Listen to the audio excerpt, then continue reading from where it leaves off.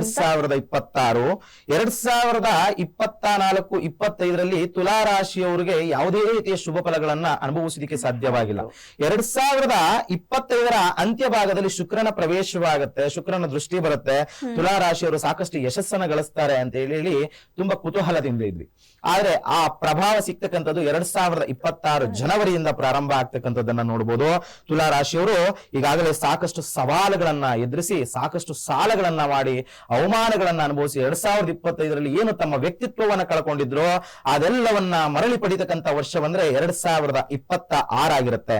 ಜೀವನದ ಸಾಕಷ್ಟು ಸವಾಲುಗಳಿಗೆ ಯಶಸ್ಸು ಅಂತಕ್ಕಂಥದ್ದು ಈ ವರ್ಷ ತುಲಾ ರಾಶಿಯವರಿಗಿದೆ. ಉದ್ಯೋಗದಲ್ಲಿ ಸಾಕಷ್ಟು ಅನುಕೂಲ, ಅಂದ್ರೆ 2024-25ರಲ್ಲಿ ತುಲಾ ರಾಶಿಯವರು ಸಾಕಷ್ಟು ಉದ್ಯೋಗವನ್ನ ಕಳ್ಕೊಂಡಿರೋರನ್ನ ನಾವು ನೋಡಿದ್ದೇವೆ. ಹಾಗಾಗಿ ಈ ವರ್ಷ ಅವರ ಉದ್ಯೋಗಕ್ಕೆ ಸಾಕಷ್ಟು ಅನುಕೂಲಕರವಾಗಿದೆ.